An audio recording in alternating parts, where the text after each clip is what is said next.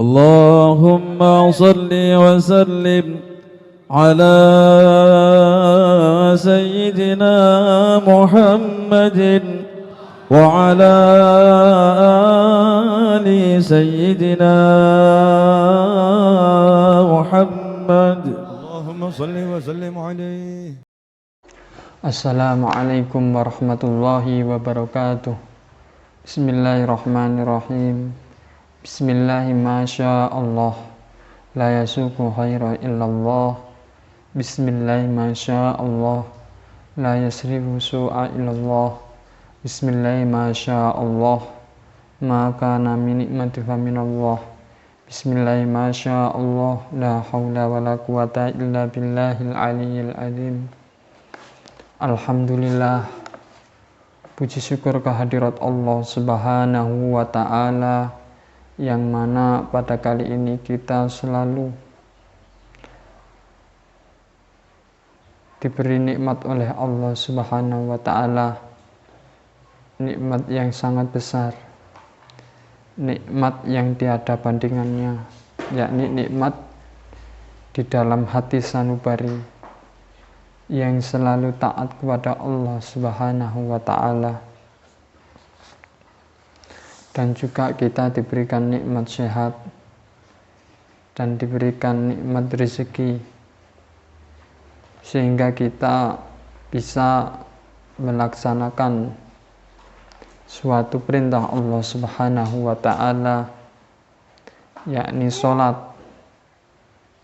atau sholat wajib, dan juga melakukan sholat-sholat sunnah yang diperintahkan, yang diajarkan oleh baginda Nabi besar Muhammad sallallahu alaihi wasallam. Maka dengan itu Allah dan Rasul-Nya mengajarkan kepada umatnya agar selalu belajar, agar selalu merasakan dirinya ini masih belum bisa apa-apa, dan juga diperintahkan Rasulullah Sallallahu Alaihi Wasallam selalu belajar ilmu agama, selalu melaksanakan atau belajar Al-Quran dan juga mengamalkannya, dan selalu menatarapi atau selalu melihat kesalahannya diri sendiri. Dikarenakan apa? Ketika seseorang itu selalu dalam hati merasa benar, maka itu sejatinya mereka itu masih belum benar. Ketika seorang itu melihat,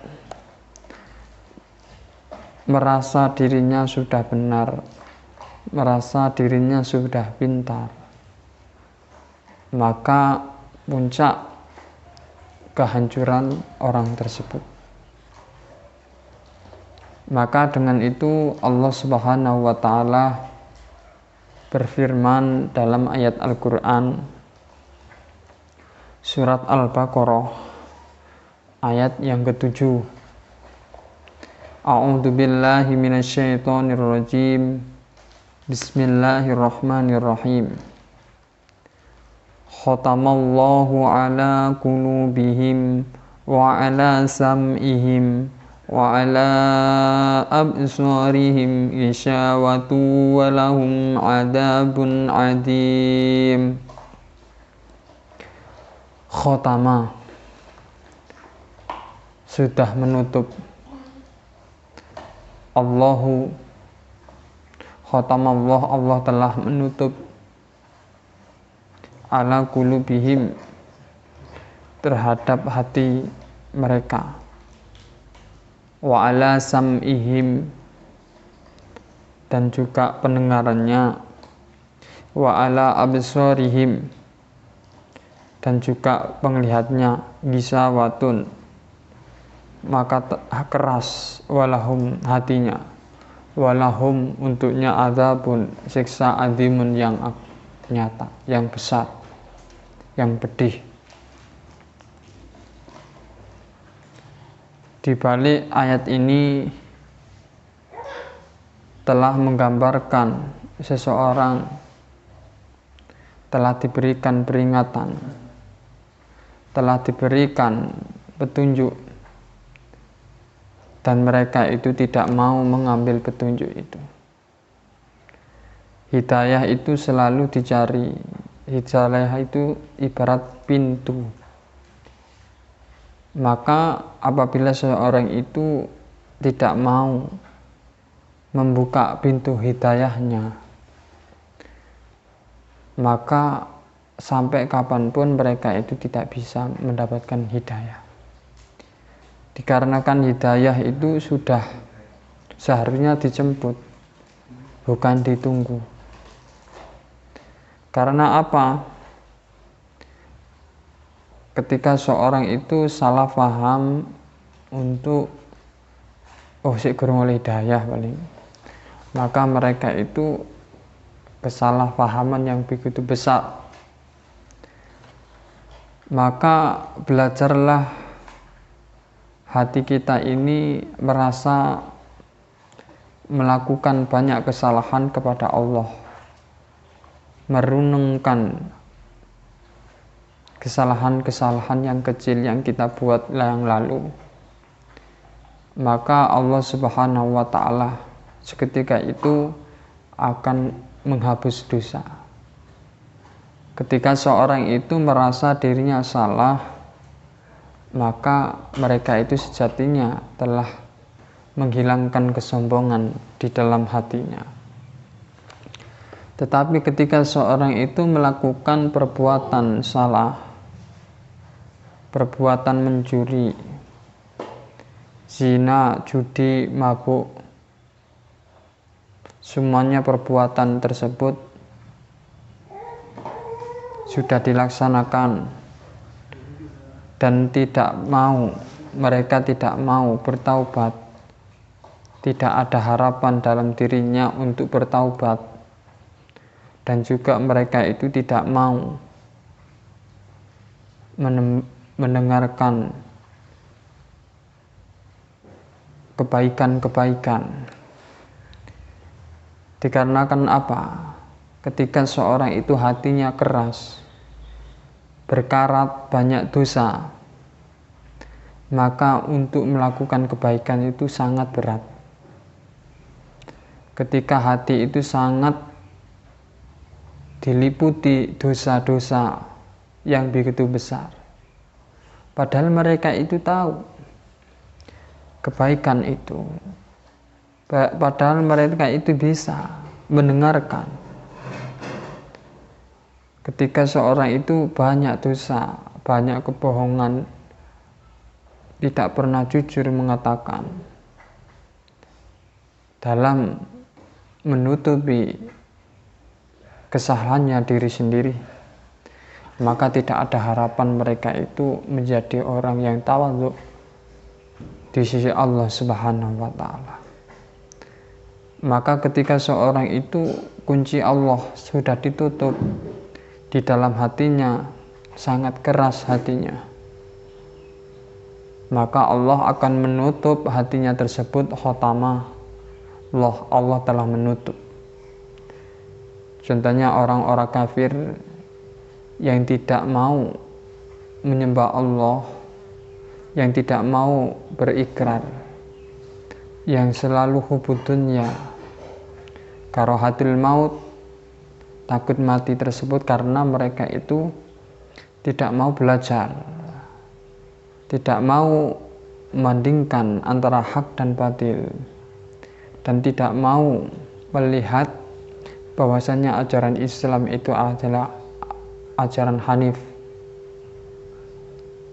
Inna Ibrahim Hanifan Musliman, sesungguhnya Nabi Ibrahim itu lurus, agama yang lurus, Muslim dan juga Islam yang dibawa para nabi.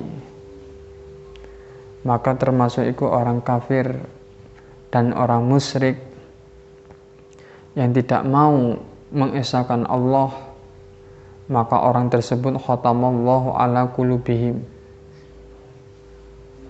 ditutup hatinya, wa ala sam'ihim, dan juga pendengarannya. Apabila seorang itu bisa mendengarkan, oh ini baik, oh ini salah, tetap mereka melakukan kejelekan, akan ditutup oleh Allah pendengarannya. Mlebu kuping tengen, metu kuping kiwa. Wa ala absorihim, mereka tahu bisa baca Al-Quran, ahli Quran, tapi mereka menyimpang dengan Al-Quran dan hadis. Orang-orang yang aliran-aliran yang tidak sesuai dengan ajaran Rasulullah, aliran yang membid'ahkan, aliran yang mengkafirkan, maka itu termasuk golongan yang na'udzubillahi min dzalik. Mudah-mudahan kita ini oleh Allah Subhanahu wa taala mendapatkan ketetapan iman, mendapatkan ketetapan Islam, iman Islam, dan juga ketika mati dalam keadaan husnul khotimah. Itu harapan yang sangat diharapkan bagi kaum muslimin, muslimat, dan juga kita semua. Karena apa? Wa ala absarihim terwisawatun, karena hatinya sudah keras, walahum, maka untuknya adalah azabun, siksa, azimun, yang pedih. Dikarenakan apa? Ketika seorang itu di dalam hatinya mempunyai sifat sombong, sifat menguasai, di dalam hatinya itu mempunyai sifat iri, tetangganya punya harta banyak, hatinya oleh duit kok endi, itu sifat iri harus dihilangkan, karena termasuk sebagian dari iman. Man amana billahi wal yaumil akhir falyukrim jaruhu, maka diperintahkan untuk baik, berbuat baik kepada tetangga, kepada tamu.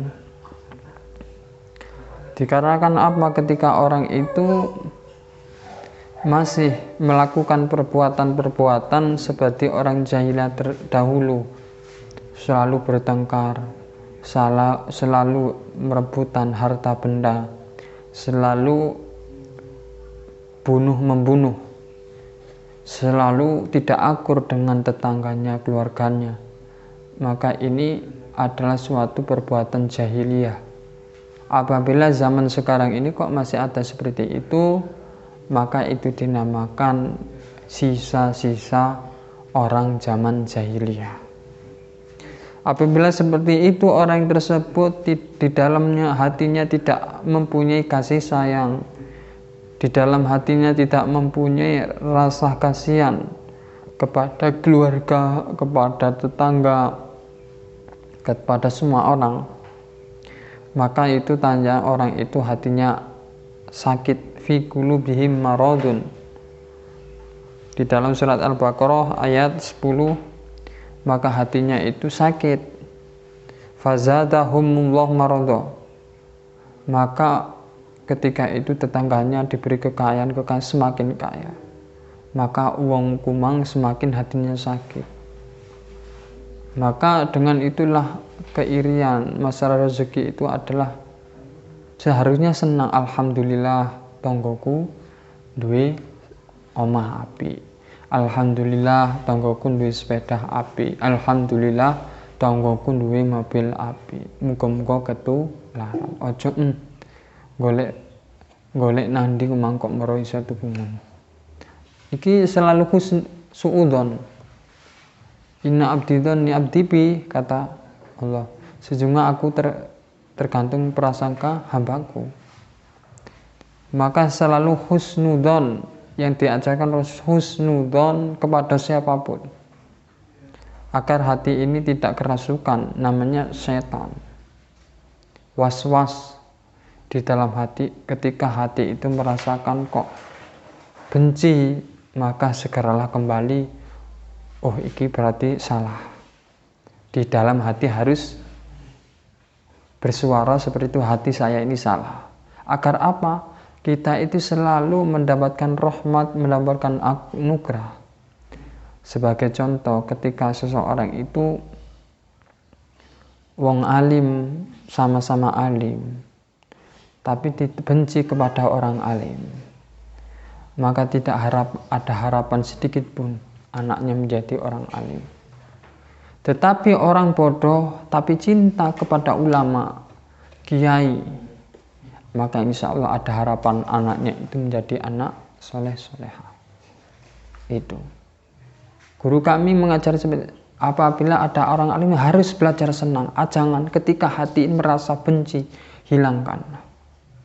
Karena itu penyakit. Penyakit tersebut menjadi dampak kepada anak-anak kita, menjadi anak yang su'ul an azab, anak yang tidak perintah taat kepada Allah, tidak taat kepada Rasulullah, disebabkan ada iri hati di dalam kolbun, di dalam hati sanubari seorang itu. Ketika ada orang menyampaikan kebaikan, harus senang hati kita. Dibelajarkan harus senang.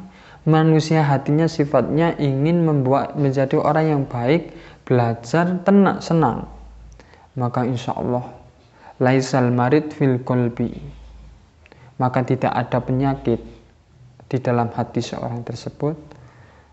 Maka ketika seorang itu tetap melakukan perbuatan yang jahat, fazadahum maradhah walahum adzabun alim bima kanu yakdzibun, maka balasan Allah sangat pedih ketika orang itu melakukan perbuatan-perbuatan yang dilarang oleh Allah.